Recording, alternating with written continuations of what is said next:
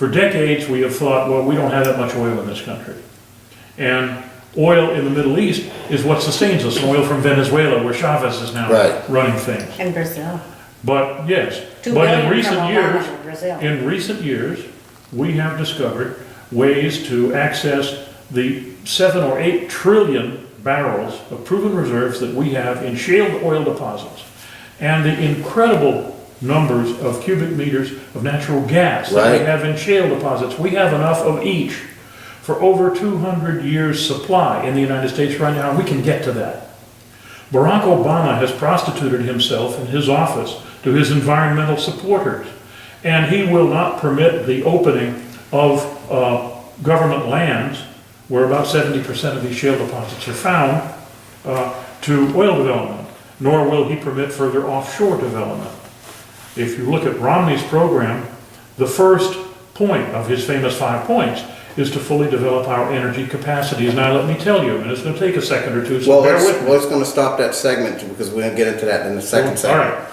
So that concludes our first segment. We're going to get into, in the second segment, continuing Stan's theme, and also looking at the impact of why is it wrong for Mitt Romney to challenge what Obama's doing when it's a presidential, it's a race to the White House in a matter of weeks. So that concludes our first segment. So we're back to segment 2, and Stan, you were finishing up on the oil situation. Just finish that up briefly. Well, the point is that Barack Obama's policies is not to permit the development of fossil fuel energy in the United States, oil, natural gas, or coal.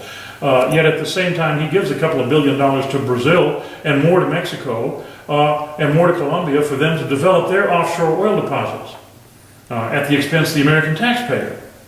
Now, as I said, Romney wants to develop our own internal energy supplies. If we do this, we will not only become self-sufficient in the production of oil and gas, we will, in a very short period of time, become net exporters of crude oil, of refined oil product. Exporters of crude oil, of refined oil product, and of liquefied natural gas. And in order to do this, we will engage in a vast economic revivification.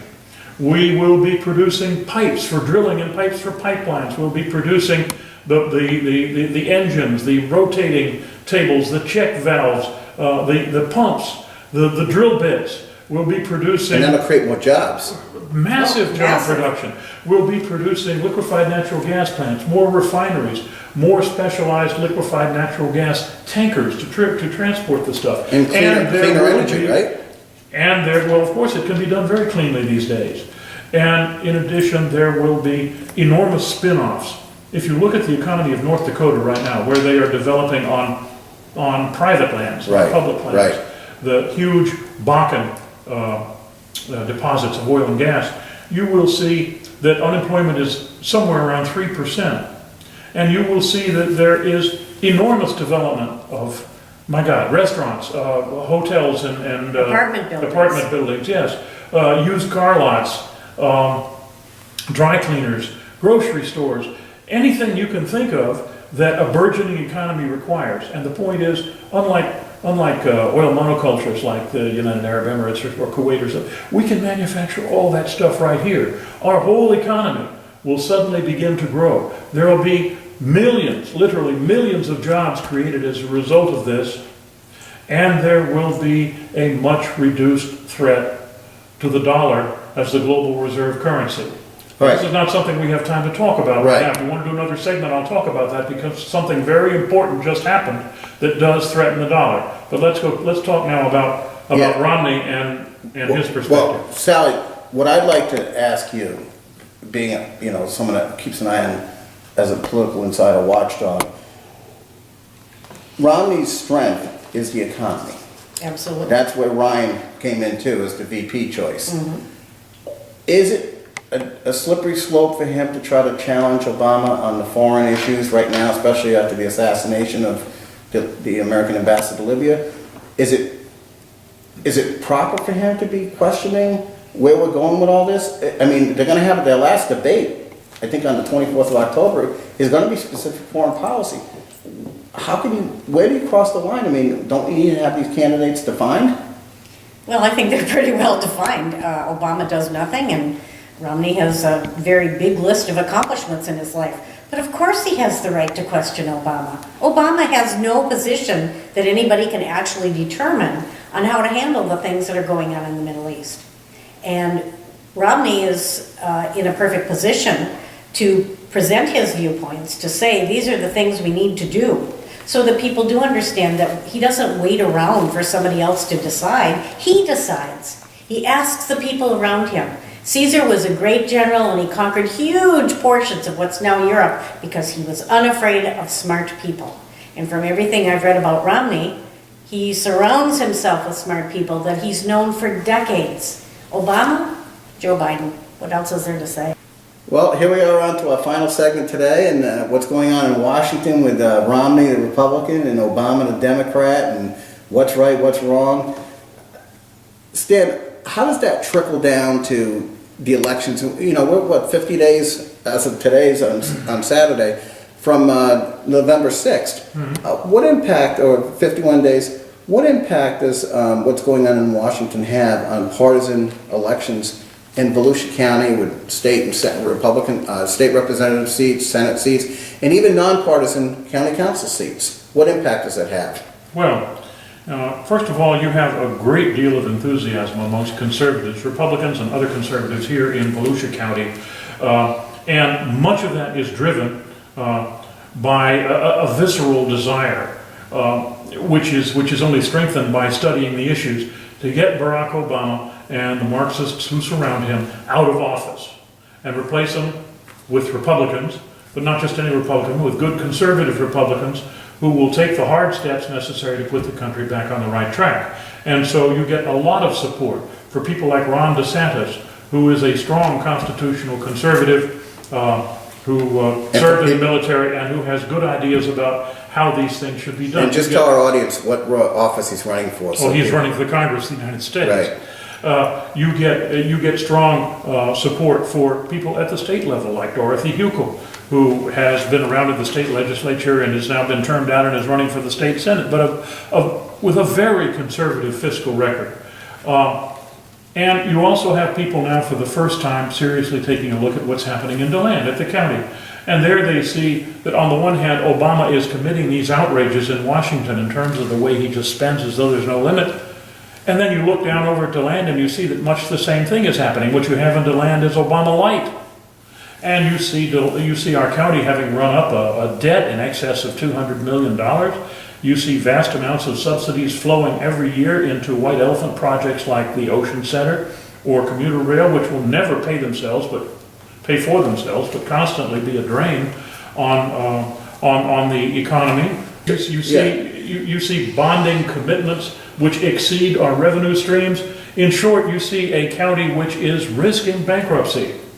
And the people are beginning to realize that now, and they want to put in office good conservative Republicans who will bring common sense government and reasonable fiscal approaches. Do the people want to do it, or do you want to do it as a party official? I mean, as chairman of the executive committee of the Republican Party of Volusia County, hell yes, I want to do it, because I want this county to continue and to succeed and to grow. But I'm hearing this from people all over the county. Well, you'll have the last word, Sally. Stan mentioned Dorothy Huckel and the experience in Tallahassee, but the Democrats, led by Frank Bruno, who's their opponent, will say, "Look, I've been the face of Volusia County the last 8 years. I have proven leadership.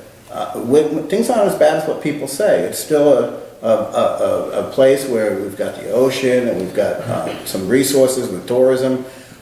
How does that resonate? We see these high-priced commercials by both sides, and this, particularly in the state senate for Senate District 8. How does that resonate with the people down that are going to be voting on November 6th? Do you think that they understand what Stan's saying, or are they going to buy these commercials? Well, the commercials are almost something you want to ignore. They've been so awful and so dirty. I hate that kind of campaigning. But I think that the message from the Republican Party this year is we can demonstrate to you that we have overspent our budget. by a lot of money. We look at the taxpayers as our personal pocketbook, and we'll just take whatever we want. Stan mentioned the Ocean Center. They've poured a lot of $80 million and more into that big white elephant, which Carl Persis did call a lost leader. And as if it was something that, it didn't really work out the way we thought we would, but we're going to just keep spending on it. Well, let me stop you there, because we've got to be very brief, Stan. Carl Persis is a non-partisan race for county chair. He's clearly a Democrat. Yes. Although some would argue he's somewhat conservative. I mean, he's challenged some of the Bruno budgets over the years. Well, he is conservative only in comparison to Bruno. But I think Bruno has that leadership persona. You know what I mean? He's out there with the name recognition. Can Jason Davis capitalize and move in like he did at the expense of Ted Doran and get that county chair seat, being the outsider? Well, I think the times call for an outsider. At every think level. a lot of people recognize that.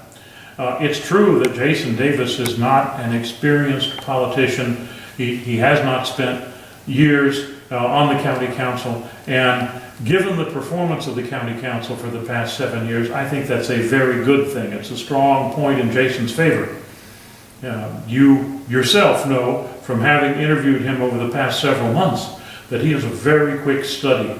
He's learned a very great deal about the problems that afflict the county and how to resolve them. He has demonstrated on the battlefield that he is a man who does not let obstacles get in his way. He's not afraid of challenges.